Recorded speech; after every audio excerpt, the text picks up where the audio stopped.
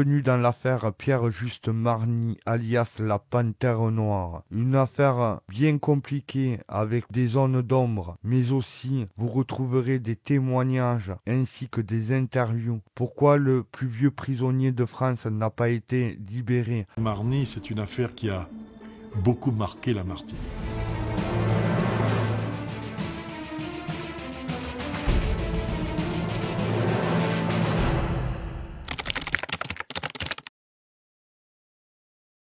Nous allons nous pencher un peu sur cette affaire très compliquée avec beaucoup de zones d'ombre, mais aussi beaucoup de questions qui se posent sur celle-ci. Pierre-Juste Marny, né à Fort-de-France le 6 août 1943 à Martinique. Revenons un peu sur son enfance et son histoire. Pierre-Juste Marny est d'une famille très modeste à Fort-de-France. Dès l'école primaire, il sait déjà se faire remarquer, par son fort caractère bien trempé et un peu provocateur. Avec une tendance fâcheuse à faire l'école buissonnière. À 15 ans, il est placé dans un centre éducatif spécialisé, dans la prise en charge d'ados difficiles. Il s'échappe du centre au bout de quelques semaines, pour revenir vers Fort-de-France. Il fait quelques petits boulots qui ne paient pas. Malheureusement, il intègre un petit groupe et se lance dans la petite délinquance, avec cette bande spécialisée dans le vol de pièces détachées automobiles. À force de plaintes, la police va s'intéresser à cette nouvelle pratique qui vient de se mettre en place ou d'arriver sur l'île. Il est l'heure de rendre des comptes. En 1963, lors d'un énième vol de pneus, Pierre-Juste Marny et une partie de ses complices sont arrêtés. Pierre-Juste Marny refuse de dénoncer et assume seul les faits et est condamné en conséquence, quand les complices n'ont que du sursis. Il écopera de 4 ans de prison, donc 2 avec sursis. Le 2 septembre en 1965, Pierre-Juste Marny sort de prison, armé d'un fusil. Il va à Schlossler, à Fort-de-France, voir ses anciens complices et leur demander son dû, qu'ils refusent de lui donner la part pour laquelle il a été condamné. La colère et la vengeance montent, l'aveuglement, et Marny décide de se venger. Mais sur ce coup de colère et de vengeance, il fera 3 morts, dont un enfant de 2 ans et demi et 4 blessés. La police le recherche depuis 6 jours, car Pierre-Juste Marny s'est échappé lors de cette permission pour demander des comptes à ses complices. Un semin blessé et mort sur son passage. Malheureusement, ça ne sera que des victimes collatérales, souvent des personnes proches de ses anciens complices. Le 8 septembre 1965, Pierre-Juste Marny est interpellé à 15h15, route de Redoute. Le 10 octobre, Pierre-Juste Marny s'enfuit de la prison de Fort-de-France. Le 19 octobre 1965, il est reconnu dans le quartier Sainte-Thérèse. Encerclé par les gendarmes, Pierre-Juste Marny, par défi, refuse de se coucher. Désarmé, les gendarmes tirent une rafale de balles. Pierre-Juste Marny tombe à terre et arrêté. Marny est touché au poumon et à l'abdomen. Il donnera une lettre explicative sous forme de testament, en expliquant tous les faits de cette histoire, affirmant avoir volé pour le compte de plusieurs personnes et même être allé en prison pour eux, en ajoutant que les concernés avaient refusé de le payer pour ses vols. D'ailleurs, une lettre signée du surnom qu'il s'était choisi, la Panthère Noire. Une partie de la population prend alors fait et cause pour lui. 3 jours d'émeute à Fort-de-France, suivant un bilan, 3 journées d'émeute, 1 mort, 40 blessés. Le 24 novembre, il est donc transféré en pleine nuit pour éviter tout débordement à Paris, à bord d'un avion militaire français. 4 ans plus tard, le 27 septembre 1969, il est condamné aux assises à la réclusion criminelle à perpétuité, où il échappe à la peine capitale, la guillotine. Car il faut savoir qu'à cette époque-là, la peine de mort est toujours de rigueur en France. Elle sera abolie sous le président François Mitterrand, le 18 septembre 1981. Son incarcération, après une tentative et une bagarre qui coûte un œil à un surveillant pénitentiaire, Pierre-Juste Marny, est placé en unité psychiatrique spécialisée. D'abord à Seringues-et-Mines, en Moselle, puis à Malfavet, à l'écart de la commune d'Avignon, dans le Vaucluse. Il y reste 32 ans. Le 16 février 2007, il est réintégré en détention normale. Le 28 mai 2008, il retourne sur le territoire de la Martinique à la suite de son transfert vers le centre pénitentiaire de Ducos. Les détenus l'ont accueilli triomphalement, scandant bruyamment son nom. À la descente de l'avion, il apparut dans un costume noir et une chemise blanche. Plus ou moins en bon point, certainement marchant lentement, car il est presque aveugle. Son projet en voie de sa libération, Félix Vépré, président d'Agir, obtient une autorisation de visite et se propose pour assister Pierre-Juste Marny dans sa réinsertion. Je peux mettre en place un appartement F4 à sa disposition, où il ne serait pas tout seul. Il disposerait d'un service à la personne, on pourrait l'assister dans toutes ses démarches et l'encadrer pendant un certain temps grâce à une auxiliaire de vie. J'ai envie de m'impliquer afin que les autorités et le chef d'État puissent le libérer. Une permission de 6 heures est envisagée pour permettre à Pierre-Juste Marny de rendre visite à sa famille. La date précise de cette permission est détenue secrète pour éviter toute manifestation et tout débordement en Martinique. Une autorisation exceptionnelle de 10 heures à 16 heures pour voir sa famille et sous escorte militaire. La décision est prise le lundi 17 mai par ordonnance de la Cour d'appel de Fort-de-France. Son décès, Pierre-Juste Marny se serait suicidé par pendaison le 7 août 2011, assis sur une chaise, accroché à un montant du lit, avec une corde confectionnée à l'aide de ses lacets.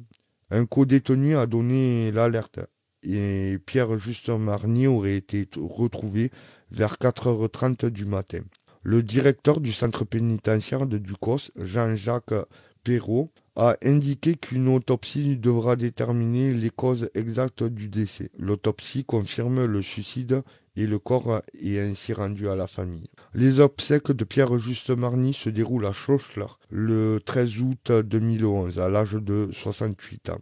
Il aura passé 48 années en détention, détrônant par conséquence dans cette triste histoire le masque de fer, emprisonné 35 ans à la Bastille au XVIIIe siècle.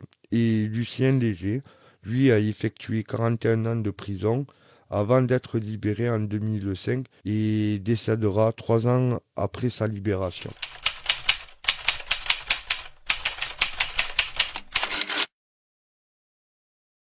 Ça a démarré en 65 et j'ai vécu 30 ans en métropole. Donc tu vois, il y a un décalage entre les gens qui sont ici, qui pensent connaître l'affaire Marny, qui disent connaître l'affaire Marny, qui ont toujours vécu avec moi, qui étaient là-bas en métropole, qui allaient le voir dans les QHS, à Mans-dans-Lozère. Vous savez, les fameux quartiers de haute sécurité, Mesquine et Bessa se sont battus pour supprimer ça. J'allais le voir là.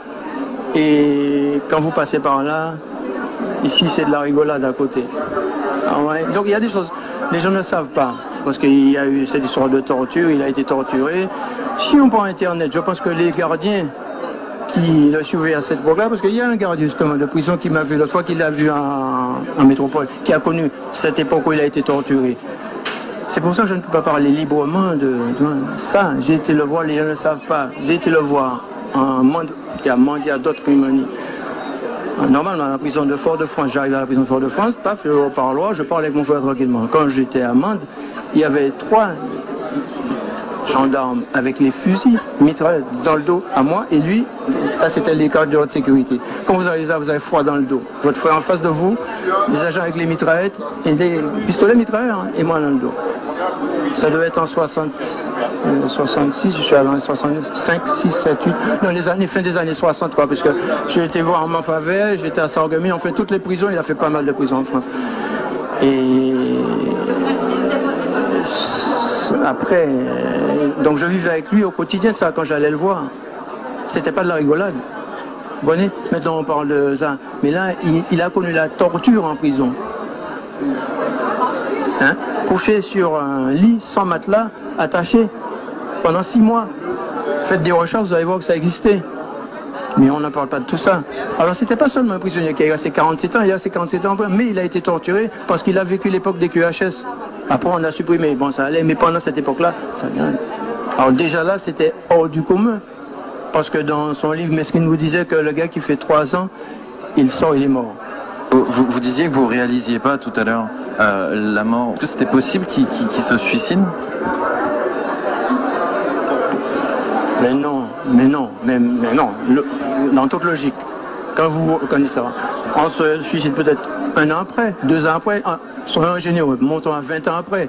Hein, le gars, et encore, on est généreux, hein, 30 ans, parce que bon, le gars il fait quelque chose, il a un coup de blues après 1 an, mais 40 ans après, on est là, 47 ans, d'accord. Avouez qu'il y a des zones d'ombre. Moi, j'ai pas fait comme lui la prison, mais bon, si je vais pas aller jusqu'à 47 ans, me suicider, moi. Ou bien je le fais avant, bien avant. Et pourquoi? Alors bon, il souhaitait sortir, la liberté, être libre après. Et c'était ce qui était prévu. Vous le savez très bien. Après, il y a cette fameuse ordonnance, il devait repartir pour le CNO. Mais un prisonnier qui a fait 46 ans, parce que maintenant on dit 47, mais là-bas, vous le laissez partir, il prend l'avion, personne ne dit rien. Quand il arrive 6 mois après, vous dites qu'il faut qu'il reparte. Avouez quand même que... Hein?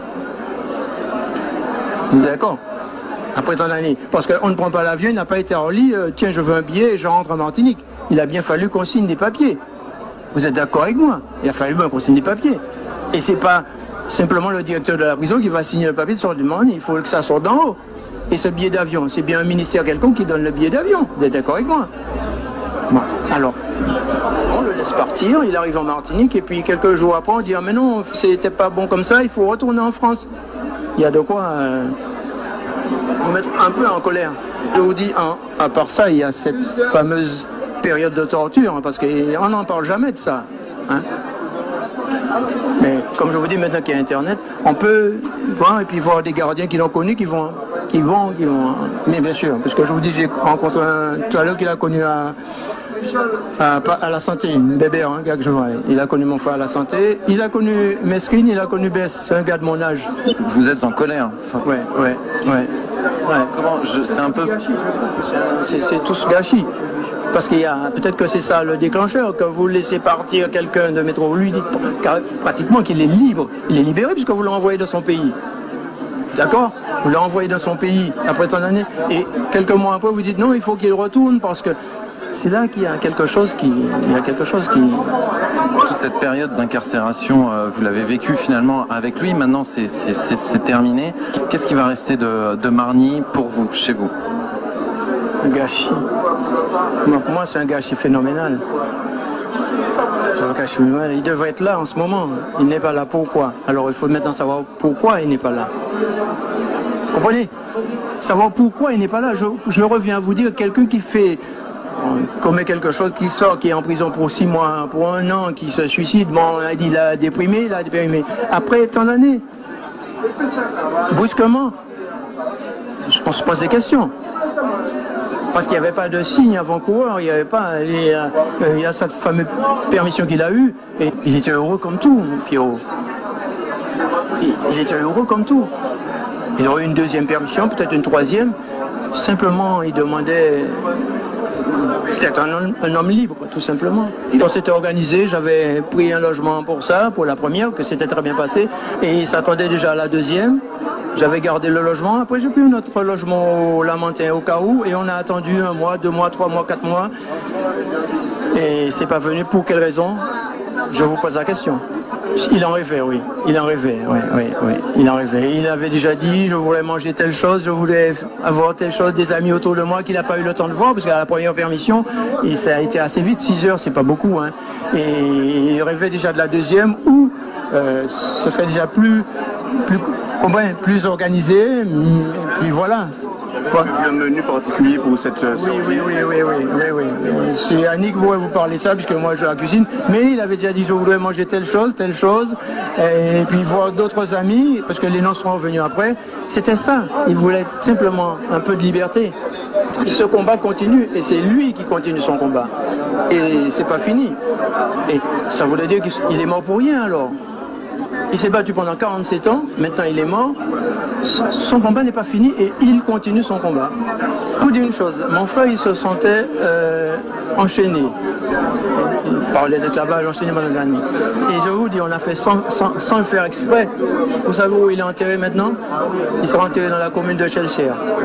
Victor Schellcher, l'abolitionniste. N'est-ce pas un symbole? Et ça n'a pas été fait exprès. Roland Marny qui a accordé une interview exclusive à Éric Dupuis, à Jean-Marc Pulvar d'RCI, le frère de Juste Marny.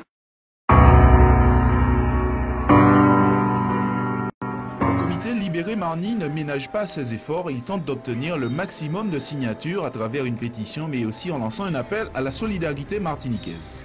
Cette semaine, la Cour d'appel de Fort-de-France s'est opposée à la venue d'experts en Martinique pour l'examen du plus ancien détenu de France. Le comité de soutien a organisé une marche silencieuse à travers les rues foyalaises pour mobiliser encore la population. Marny a dû déjà payer pour la société. Il a payé pour ce qu'il a fait. 45 ans, c'est vraiment trop long. On va faire le point sur les zones d'ombre. Voilà, j'ai 4 points de zones d'ombre où j'ai des théories dans ma tête. C'est pas parce que j'ai une chaîne de documentaires que on peut se faire ses propres théories. La première zone d'ombre, c'est pourquoi la première affaire n'a pas été rouverte et une autre enquête un peu plus approfondie, en sachant que Pierre-Juste Marny dénonce pourquoi il a fait ces fameux 2 ans de prison et pourquoi il a fait ça. Quand je dis ça, c'est cette triste histoire. La deuxième zone d'ombre, c'est pourquoi un président français fait affréter un avion militaire en Martinique en pleine nuit pour rapatrier ce prisonnier en métropole pour être jugé en métropole. Je pense que les juges en Martinique, malgré ce qui se passait, comme j'ai pu vous raconter en voix off l'histoire, je pense qu'en Martinique, les juges sont capables, autant qu'en métropole, de juger cette affaire. Le troisième point d'interrogation, et cette zone d'ombre, elle est pour moi cruciale. Pourquoi le CNO? Alors pour ceux qui veulent savoir, le CNO, c'est le Centre National d'Observation. À ce jour, maintenant, il est appelé CNE, Centre National d'Évaluation. Il faut savoir que tout prisonnier de longue date passe par une évaluation avant d'être remis en liberté. Pourquoi on va continuer à l'appeler le CNO, puisque sur cette affaire ça s'appelle le CNO. Pourquoi Pierre-Juste Marny, quand il est parti de France pour revenir en Martinique, pourquoi le CNO n'a pas fait l'évaluation de dire voilà, il pourra sortir ou pas. Ou pourquoi le CNO n'est pas allé en Martinique faire l'évaluation de Pierre-Juste Marny. Voilà, donc ça, en sachant que il était encadré quand même par cette fameuse association qui était vraiment prêt à mettre un appartement à sa disposition, encadré vraiment comme il fallait qu'il soit encadré pour sa sortie. Et alors la quatrième, c'est comme on dit chez nous, c'est la cerise sur le gâteau, c'est son suicide. Son suicide. Vous regarderez dans plusieurs documentaires, pas que sur celui-là, pas que sur le mien, pas que sur celui de Pierre-Juste Marny. Le 3/4 des documentaires, un psychiatre, quand vous regardez des affaires comme celle-là, vous dit que c'est dans la première année où le prisonnier se suicide. Pas au bout de 47 ans, ou de 48 ans, vu que ça allait faire 48 ans qu'il était en détention. Et c'est de la façon que son suicide s'est passé. Assis sur une chaise, il s'accroche au montant de son lit, il se pend avec ses lacets. Alors là, c'est gros point d'interrogation. Pourquoi il a fait ça? En sachant que c'est un acharné pour se battre pour sa liberté. Et on va se quitter sur ces 4 points de zone d'ombre. À vous de vous faire vos propres théories. Bonne soirée. Au Père, dans ton temps. en esprit et en vérité. Tu habites nos louanges, t'adorons en esprit, en vérité, car un jour près de toi vaut mieux que 1000 ailleurs. Je désire